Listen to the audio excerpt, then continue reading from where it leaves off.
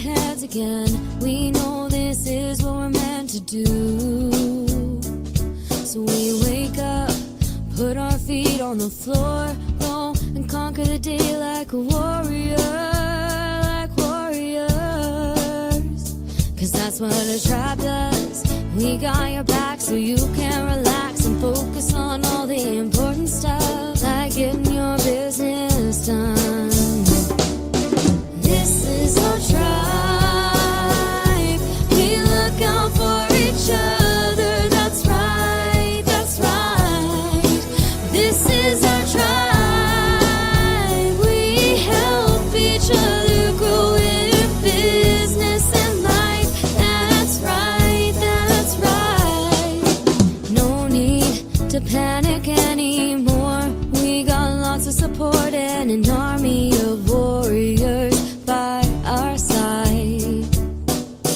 We fight the good fight when we unite. We fight the good fight when we unite. Cause that's what a tribe does. We got your back so you can relax and focus on all the important stuff, like getting your business done. This is our tribe. We look out for each other. That's right, that's right. This is our tribe. Hi, everybody. My name is Sondra Ray, and I am the host of the Coffee Chat Show. And welcome, everybody, from all over the world. Good morning, good evening, good afternoon, since we are definitely a global community. And we have been talking this month, or the last 30 days, about financials for business. And I think this is a topic that we're talking about today that does not get enough talking about, basically, because I've actually known people that have done this many, many times, but because I knew it from the beginning, I didn't realize how uncommon it is. So we are definitely super, super grateful for Nicolene, who is our tribe lawyer. I think I can say that without hurting. So we are talking about mergers and acquisitions today, and Nicolene is definitely our expert as being the lawyer, and she is going to educate us, of course, and help us with some tips and tricks if we decide to go that way. Good evening, Nicolene. How are you?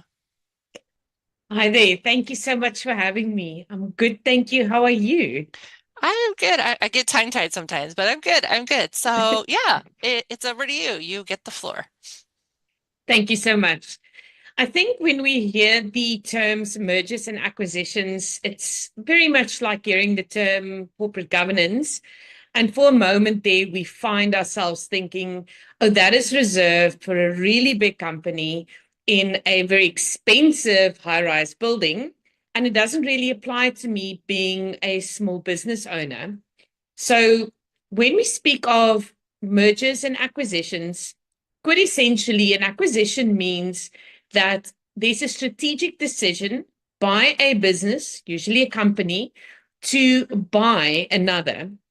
Now, this can happen in a variety of ways. We can have a horizontal acquisition, which basically means that a collaborator within the same industry, and you acquire a collaborator or someone who is complementary in many ways.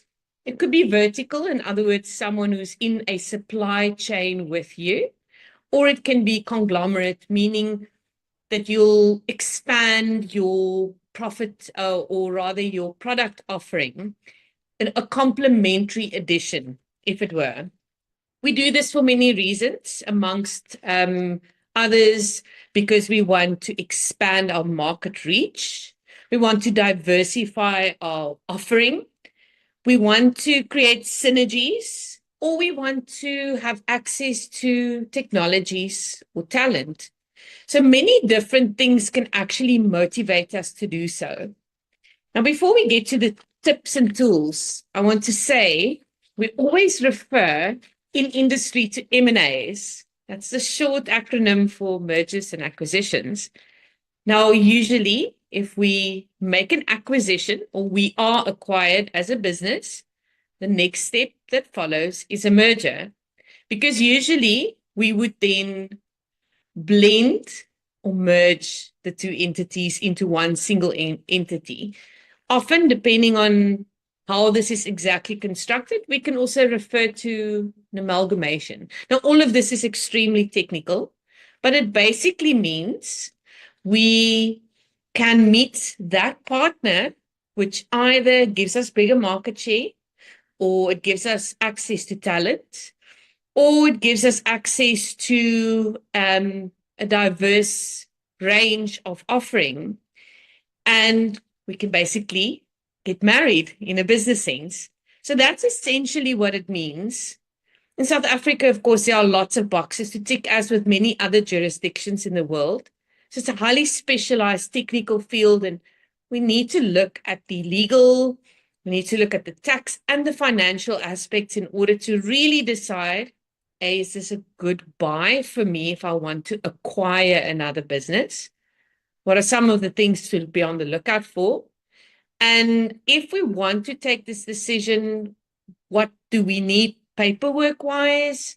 And are there any tax consequences? I suppose that's the key question. Will the tax man come knocking on our door once we've done this? So in a nutshell, that's what we're talking about today. So from a tips and tools perspective, before I think let's open the floor and have a bit of a chat about this. From a merger or an acquisition perspective, I think it's important that we really know each other. We really know what we are buying into. And that goes beyond the financials. It goes beyond saying, hey, is there money in this entity? Let's look at the liquidity. Of course, it's a consideration. But importantly, do our values align? Because once we are done with all of this and we are now proverbially married, how do we take these two separate businesses in one single business? And do we have an alignment between where we want to go in the next 5 to 10 or 15 or 20 years? Do we hold the same values sacred, or are we worlds apart? Because if those questions are not asked and answered at the outset, as with human marriage, we are setting ourselves up for a bit of a disaster. So I think let's have a bit of a chat. Who is looking at exit? Is that one of your to-dos? No, we are all probably looking at a bit of an exit at some point. But does that involve someone else? Exactly, exactly. I guess I didn't even realize, like, when I think of merger, I think of two companies either going together or you're selling your company. But and I guess maybe because of media, I think of merger as a bad thing. Like you had to merge because you weren't doing what you need to do. So I love the fact that we're looking at the perspective of gaining financial and all those things. And I love it. Of course, as we know, Explore ProTech is definitely about business first. No, coffee first, business later. Let me flip. Okay. I'm Peter today. I got things backwards. Peter, come on in. I'm going to be the first person to say that I know nothing about this, which is exactly my point. And I think that surrounding yourself with people that do know, I think is actually the highlight of what I want to suggest. As a business owner, the moment you mention a merger or an acquisition, or you want to be in that space of maybe you want to buy out another company, or how to buy it out, in what method are you going to buy it out? Does it line up? Will it work? What are the ramifications? Me as a business owner, I want to know all the facts, because the facts will give me the authority to make qualified decisions. You have to qualify your decisions based on fact. You can't just go, oh, that looks like a good idea, let's just jump into that. And then this is where I'm an advocate, not an advocate as an attorney, but I advocate for lawyer humor, ha ha ha, funny. I advocate for relationships. That is where I think there is safety. There is safety in the fact that you have relationships with the right people. So if you're looking to make those decisions and you're looking to, yes, I'm looking to buy out another space, or I'm looking to be bought out by another space, there needs to be that qualified decision making, and you can only make those decisions if you have the people that are around you, like the contract specialists that are attorneys, like the accountants, the auditors. You need those people, but not only it's not about having an accountant or having an attorney, because an attorney is an attorney. They're everywhere. It's about having an attorney or an accountant that actually has a relationship with you and your space and understands what your space is, in order to give you the correct information. You can't just go to a random attorney and go, I'm selling my business, check it out. They know nothing about your business. So building relationships as you build your company. Now, I know with us as Explore ProTech, if I was to say, you know what, I'm selling Explore ProTech and I'm looking to sell it to whoever, or I'm looking to acquire another space to complement Explore ProTech, I know I can go to the relationship that I have built over a period of time and go, Nicolene, what do you think?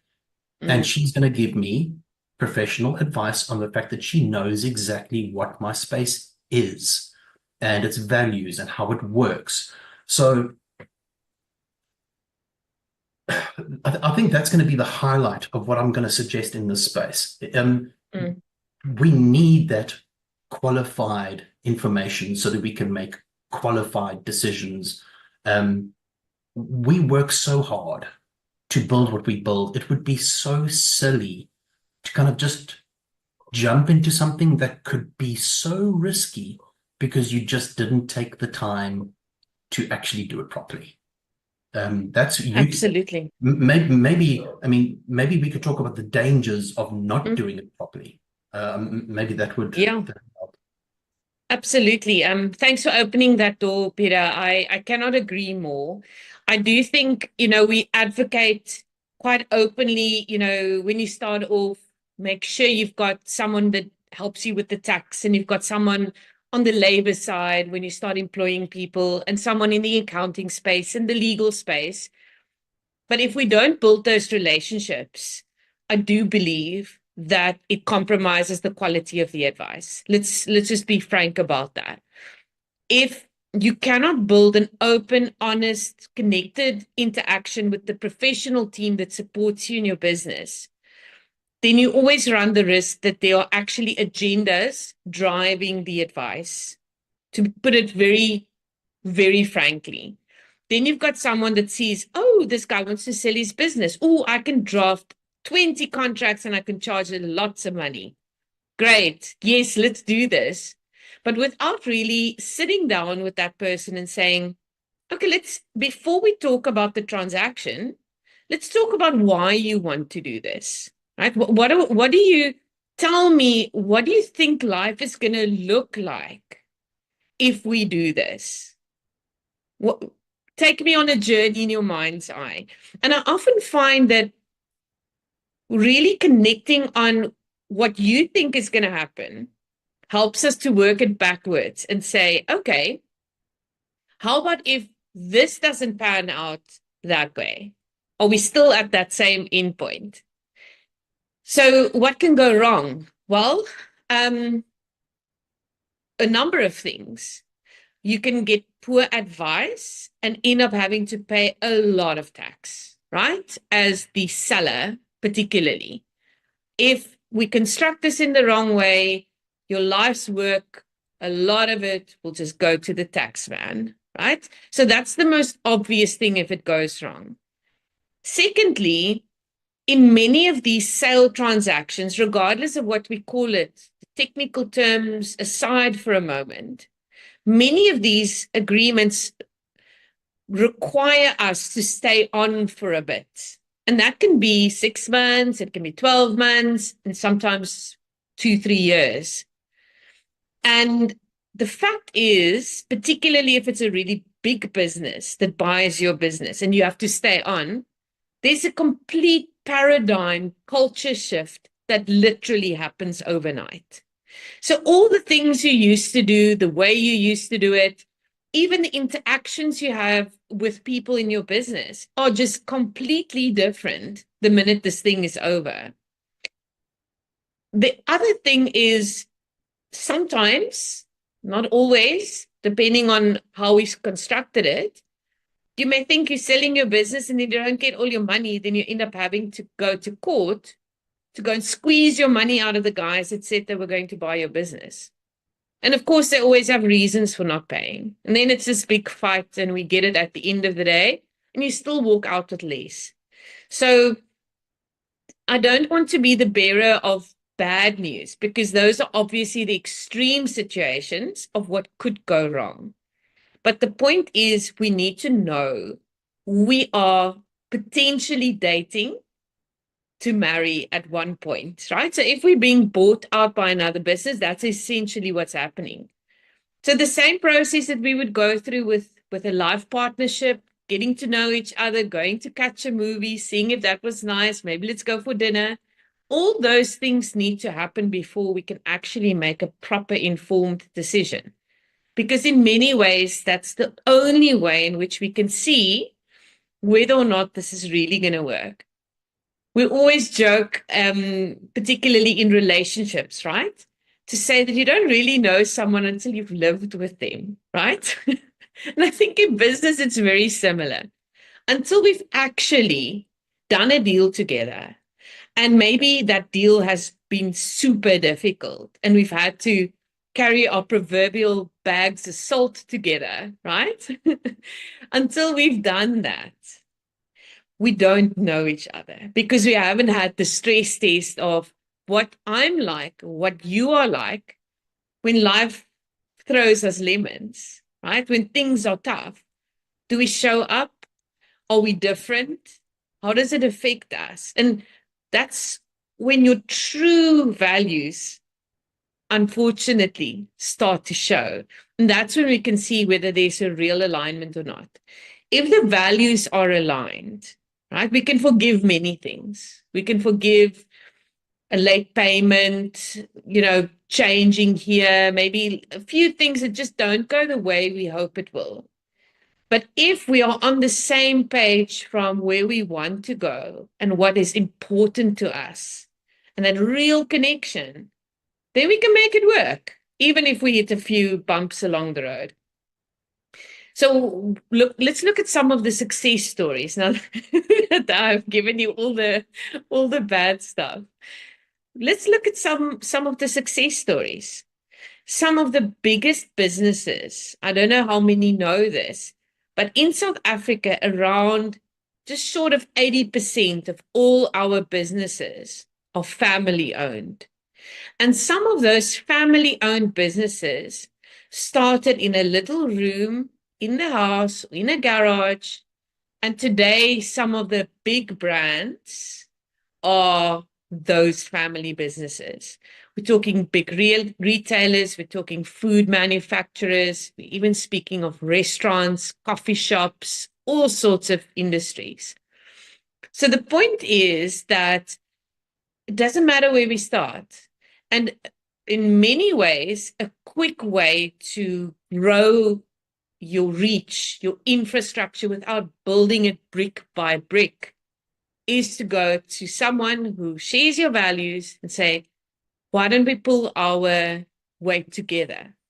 But before we get married, hey, let's collaborate. Let's go and look for this customer or that type of customer together. If we get a contract, we work on it together. And if it works well for all of us, then let's talk about making this thing permanent. And maybe not to do that just once, maybe do it twice or thrice. But the point is, if it's done well, it can take you from a small family business overnight to medium or large or even corporate. And many of these ones that have gone that route because they've acquired little businesses.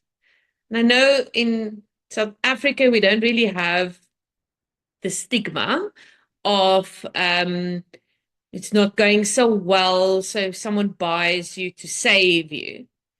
Over here, it's sort of a big shark eating a small fish. That's if we hear the word M&A, we think big corporate eating the little fish, because the little fish is going to become a big fish one day and become a problem. So before it grows up, let's eat it now.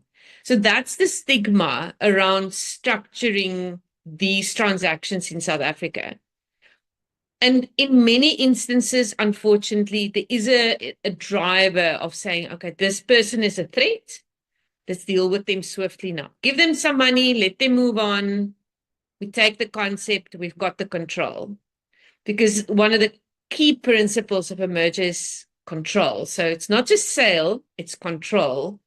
And once the control is no longer ours, and if the values were not aligned, then that's when when that kind of story becomes real.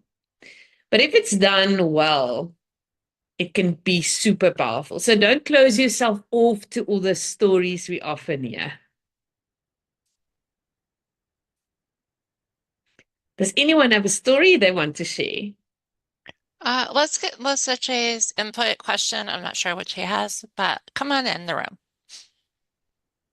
All right, thank you. And thank you, Nicolene, for this educational, let me call it presentation for lack of a better word.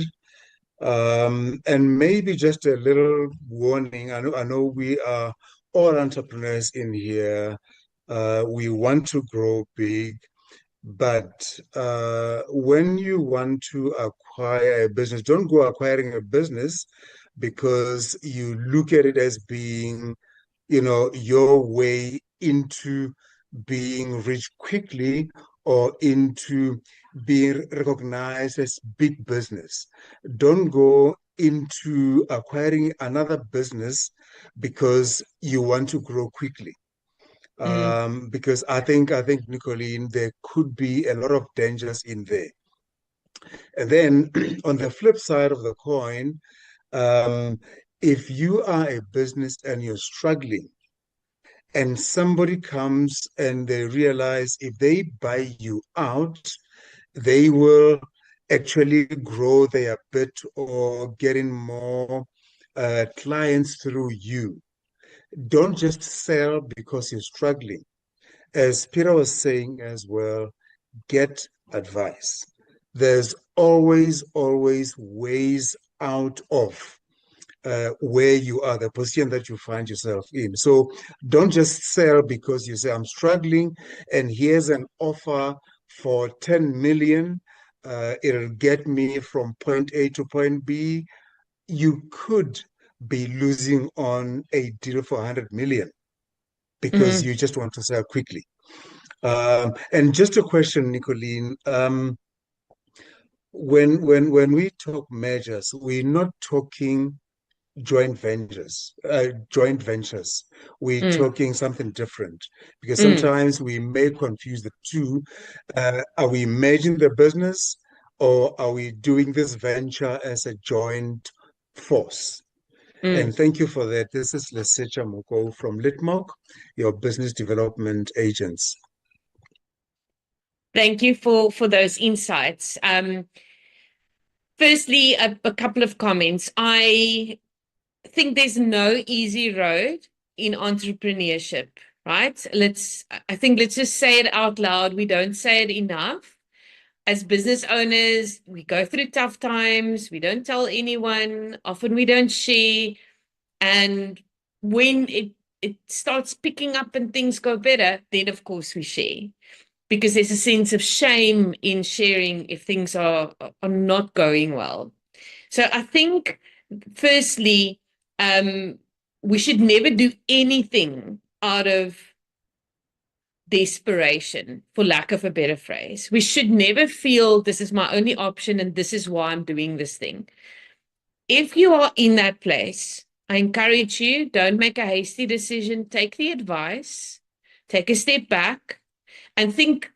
But I often ask clients, if you had no money problems, if there was a lottery, you won it all. Money is not the problem, would you still sell today? And if your answer is no, then I think you have your answer. There's no easy road to growing, right? I'm sorry to tell you, in all the businesses in the last 2 decades that I've advised, being in my own business for an equivalent amount of time, there's no quick way to where you are going. It's up and down, and the only thing that makes it easier is the support of those that are there to advise you, to encourage you, to mentor you.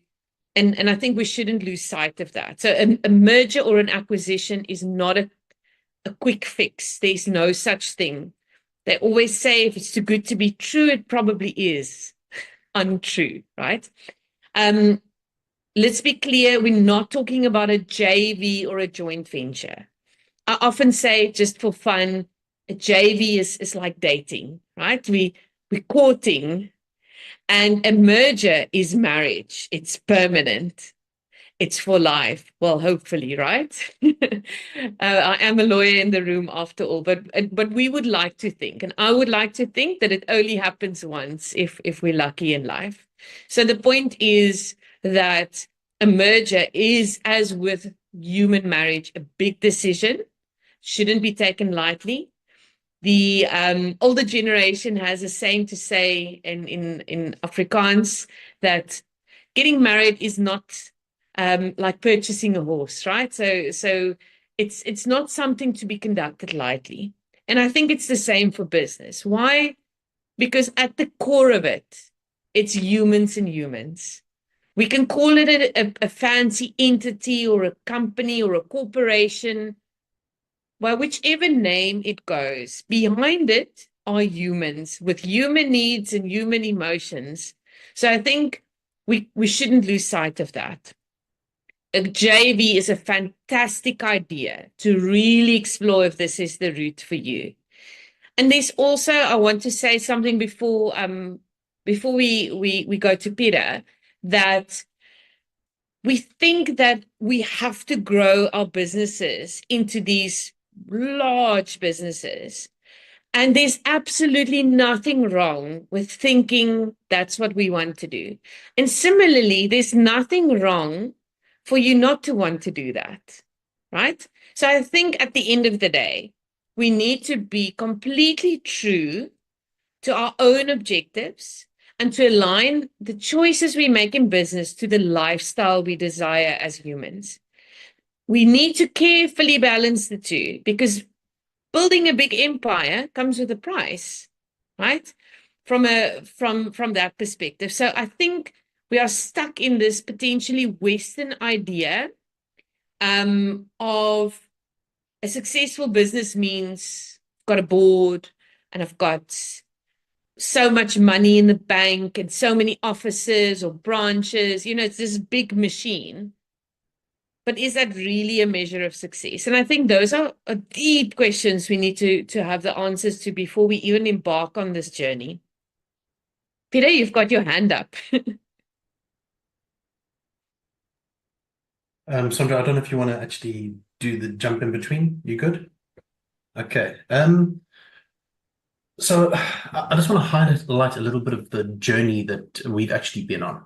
So Explore ProTech started off as a group of people that wanted to create a space that was safe, where we could conduct business with each other and create business for each other. It didn't originally start off as a networking group. It by no means was capable of venturing into the educational space. We didn't have the means, we didn't have the support, we didn't have the structure, but over time, the space grew with people, professionals within their field. And when I look at the Explore ProTech space and the community, if I look at how many times we've had to rely on the members of the space, so like in a legal predicament, Nicolene, what do we do? Nicolene, what rights do we have? Are we in the right, or are we wrong? If I look at the culture of the space, Mr. Levy, will this work? What do we do next? How do we hold ourselves accountable?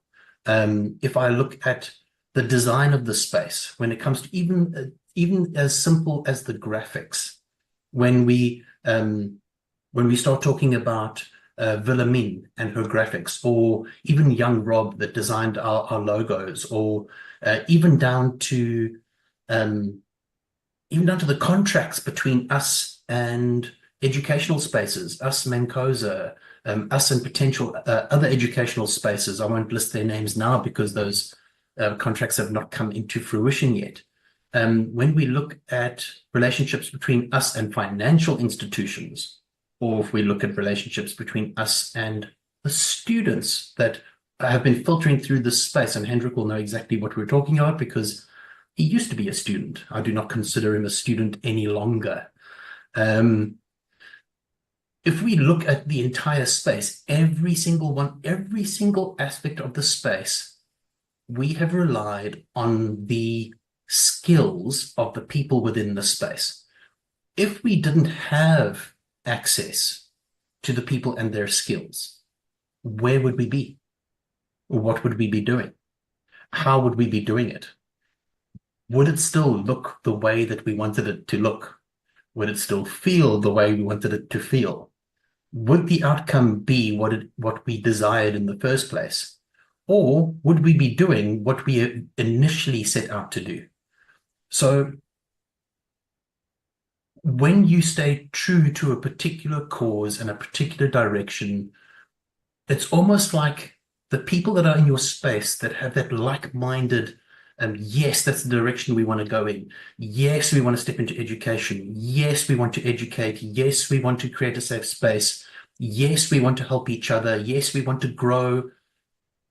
It's got to be the right people. It has to be the right people. You don't just start a business and go, open the phone book. Oh, there's an attorney. I'll use that one. Oh, look, there's an accountant. I'll use that one. Does your attorney know your accountant? That's a Very good point. that's a tough one, because your accountant may think one thing, your attorney might think another. And if they know each other and they can communicate with each other because they know each other, how much safer are you versus I just have an accountant over there and I just have an attorney over there. This one's creating that document. That one's creating that document. Oh my goodness me. They don't even relate to each other. How do I figure it all out? And I think that just brings us all the way back to, if I'm going to make a decision, I'm going to rely heavily on the relationships that have been built. Now, I mean, I won't reveal anything, but even within this last week, and I had to reach out to Nicolene and go, oh, Nicolene, emergency, personal problem. And Nicolene is like, I've got you. Just, we'll sort it out. No problem. If I didn't have that backup, I'd still be stuck. I'd be going through the yellow pages and going like, okay, attorney, which one do I speak to? Which was the right one to talk to? How do I talk to this? Build those relationships. They are essential. And then not only is it on you to go out and build those relationships, it's on you to go out and build those relationships with people that think the same way. They advocate as much for the relationship as you do. Otherwise, it's a one-sided street. So that's the only reason we have the ability to go, hey, we're talking about this topic. Nicolene, do you want to jump into this space and come and deliver your thoughts on this particular topic? We can only do that because we have a relationship. There is something that is built, and that is powerful. It is very, very powerful. So I saw this thing the other day, where I think it was Shark Tank. It was a Shark Tank episode. And two gentlemen arrived, one more senior, and you could see that he carried a lot of authority, and his son had created a particular product, and they arrived on Shark Tank. And the sharks were questioning them. Why have you brought this product to us when we know who you are? And we know how much you're worth financially. You don't need us as sharks because we know who you are. And his response was a thing of beauty. His response was, I'm getting on in years. I do not have it in me to start another business. I've run my course. I'm at that point in life where I now want to enjoy the fruits of what I have already done. But that is me. I am out. However, my son, I want to leave my son in the capable hands of people that I can trust, and that your time is more valuable than your finances. So I'm not looking for investment in financially, I'm looking for investment of your time and the relationships of who you are. And if I'm not mistaken, I think it brought some of the dragons to tears, that even though this gentleman arrived and financially he could do whatever he wants, and he was there to acquire their time and who they are. That's relationship. He wants to leave his son in the capable hands of capable relationships that can take his son to the next level, because he just doesn't have it in him to do it again. So I think for me, that just highlighted that even somebody that's made it all the way to the top, they've made it all the way to the top. Financially, they're set for life. Their kids are set for life. And they're still pushing in business. Their son is still pushing in business. And they value the relationships more than the actual business. They're going places. I just thought it was absolutely beautiful. So I agree. I'll leave it at that. Sondra, back to you. Yeah, you're gonna make me cry. Yeah, it's about relationships, and I've been really focusing on that. Yeah, and have had one that I'm building right now that could potentially lead to bigger things. But really, it started with the relationship. I wanted to get to know them get to know me. We know each other from a circle from a long time ago, and he's like, "Well, I know you from this, so I trust, and we can have this conversation." Yeah, and it's been very interesting because it's definitely not somebody I would just randomly go up to and talk if we didn't know each other from the circle we were in. And I don't think he would have given me the time of day if I had not been in that previous circle community. So yeah, I think that relationship and the fact that we have a common relationship is very important. Nicolene, we do have a question from Megan Deers. Hey, Megan. So is the Competitions Commission or something similar at all involved in acquisitions? Like in terms of the example you made about large companies acquiring small ones before they become major competitors. So excuse me, in South Africa, we actually classify mergers across sizes of the control being acquired in simplistic terms, as I can make technical, the technical. But essentially, not all mergers need to be reported to the Competition Commission. Small ones generally don't have to. Medium-sized ones, in some instances, particularly if it's very niche, and the result of the merger would be that the competition within the marketplace is then basically diluted or minimized, then the commission may still require you to ask for permission. And then, of course, large mergers, those are actually all reportable, meaning you'll have to outline who is the buyer, who's the seller, what will it look like afterwards, have you done a bit of an analysis? It becomes very technical, and usually if the Competition Commission does not approve the merger, then whichever contract we've signed wouldn't be enforceable. So it's usually a condition to the agreements that if the permission from any regulator in South Africa, the Competition Commission being the foremost one, then if those requirements are not met or the permissions are not obtained, then the agreement cannot proceed. So it's quite a big thing. And again, that is why it's so important before you sign on the dotted line, before you even start exchanging documents, because beyond the relationship, which I full-heartedly agree with, everything that we've exchanged so far, completely agree with that, and we don't talk about that enough. But if we are sure that the relationship and the values are aligned, right? If there's a meeting of the minds, the next step is for us to get to know each other in the documentation. So the big exchange of paperwork starts to happen, and it's super sensitive information. So before we even start exchanging those information and the documents and the financials and all of these things, it's very much almost down to your blood type. It's very, very sensitive information. So the point is, before we even start doing that, it is really important that we are sure that we understand what this is going to look like from a permissions perspective, what is this going to look like from a tax perspective, or the financials, before we go down that route. So even maybe testing whether or not permissions like Competition Commission approval would be required. In some instances or some industries, there could be licensing, which would need to be transferred. I'm thinking particularly of your mining industries. We may need to transfer the mining license. If there's maybe other petroleum licensing, those would need to be transferred. So it becomes highly technical depending on the industry we are working in.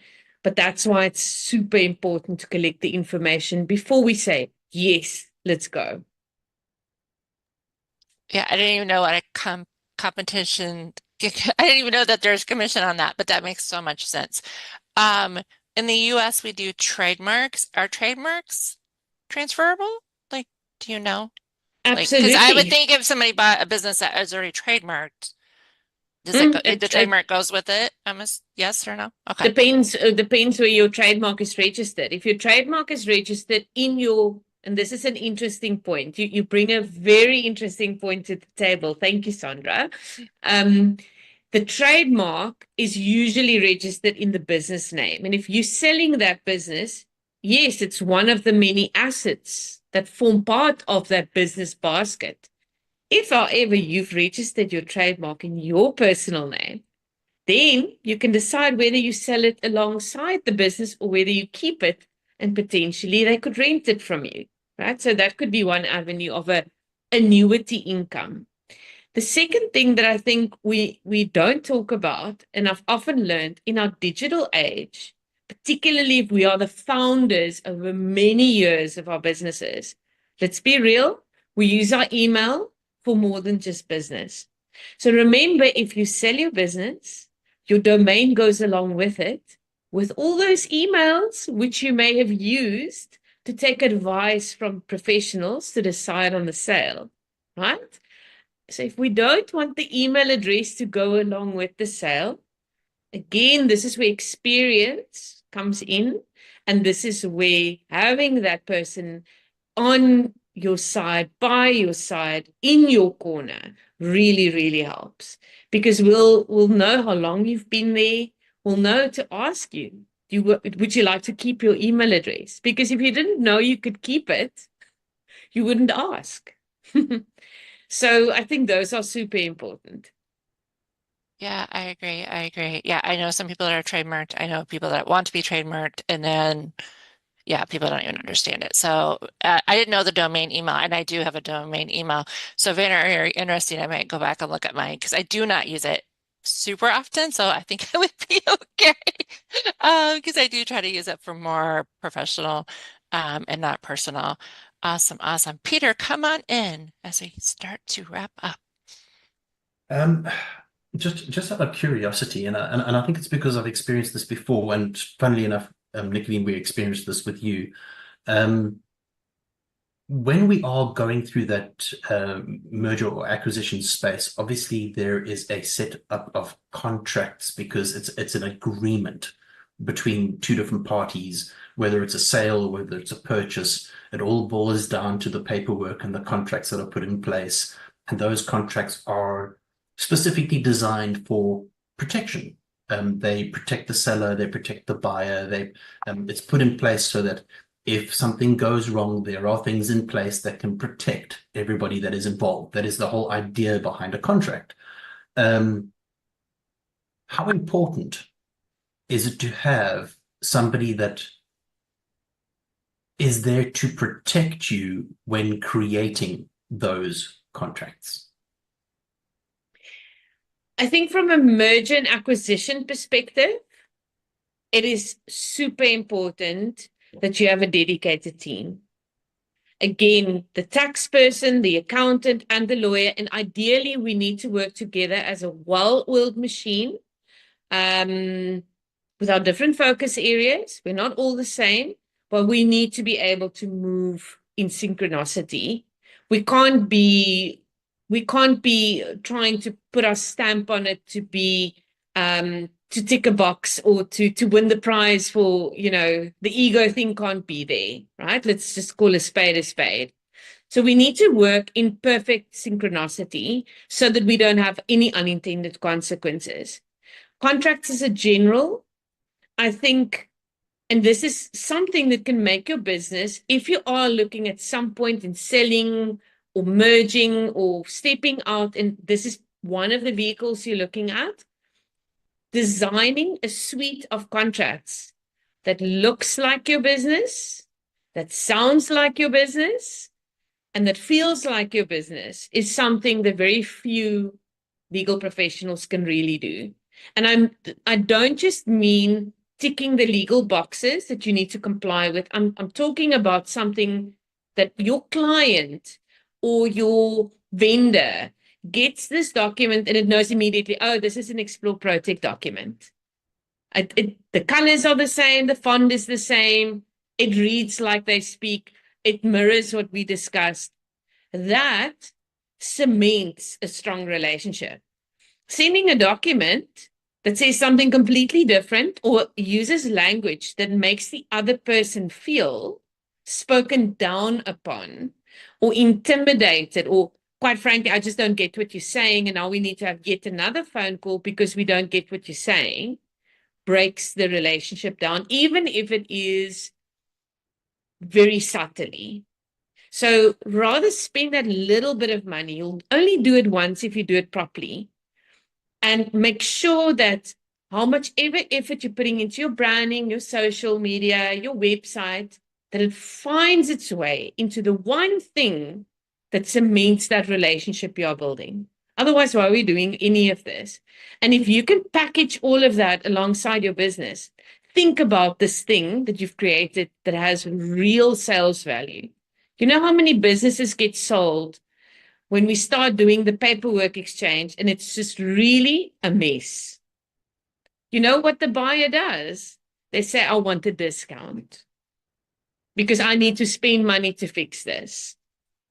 So yeah, in a nutshell, if you're selling, it's going to devalue your business. If you're not looking at selling, but maybe in future, you're building an asset, not a thing that keeps you busy. It's an asset. And you need to start seeing the legal side as an integral part of what you are building. I love that. I love that, Nicolene.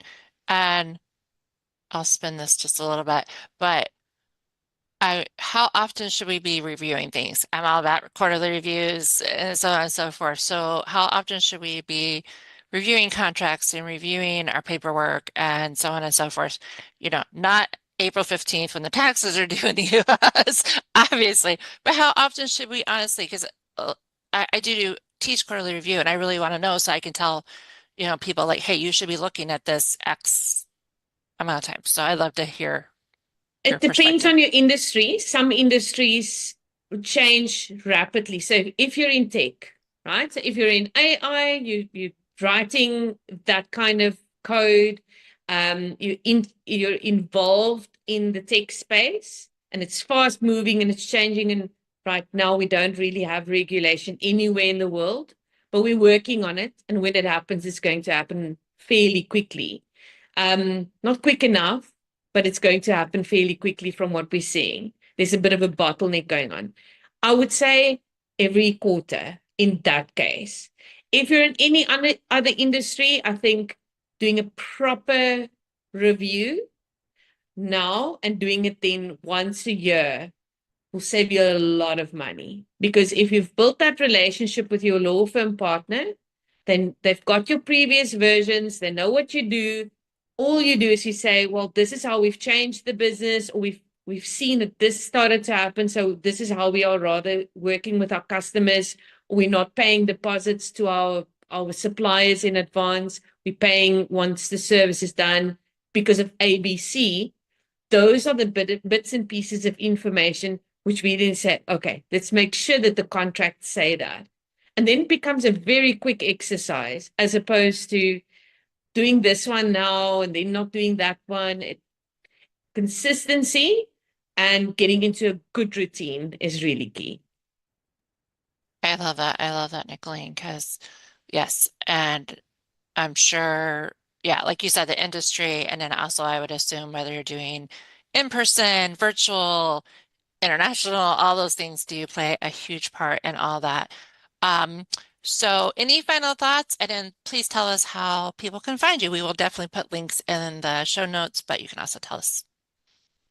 Great. So if you would like to reach out, you can find me at Schoeman-Louw, SCHOEMANLAW.co.za. We've got a free 30-minute chat available. So if you think, listen, you've heard something of interest today, and you'd like to explore that further, please give me a buzz. It would be lovely to connect. And of course, I'm on LinkedIn. I put out quite a bit of content, some tips and tools and lessons learned from all the things we see in the industry. So please follow me over there. I also do a newsletter where I blend some of the stories into some practical advice. And yeah, I would love to hear anyone's thoughts on some of these aspects. So look forward to connecting with everyone over there. I love it. I love it. Thank you so, so much for coming. I definitely know I personally learned a lot, and I need to sign up for a free call. So I have more questions for sure, for sure. I appreciate everybody that was on the YouTube show. We had up to 10 people, so thank you guys for being connected and active in the chat.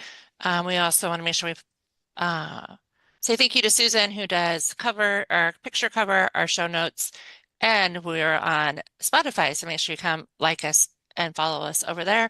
And of course, share our show. Obviously, a lot of people are saying this is really good content. So share it, like let other business owners, people know, these are the type of things that are super important in your business. So my name is Sondra. I'm the owner of Get It Done. I am a performance coach. We're changing the words up. Caught myself. I help you not only set your goals and create your action plans, but the accountability is extremely important. I also teach quarterly review and brain dumping.